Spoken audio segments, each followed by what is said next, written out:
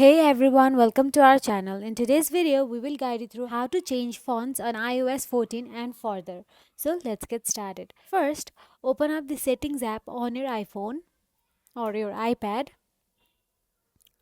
Then simply scroll down till you find the option display and brightness. In display and brightness, tap on the option text size. Inside text size, you can see a slider option available there. Drag the slider to the left to decrease the text size or the right to the increase it. As you drag the slider, the text size throughout the system will change accordingly.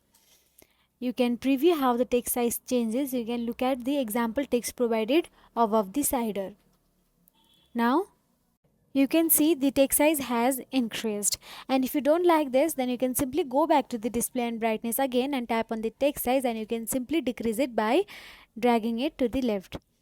And as you can see, the text size has decreased. So that is it. By following these steps, you can easily adjust the text size on your iPhone according to your preferences. So if you found this video helpful, please like, share and subscribe our channel, and thank you for watching.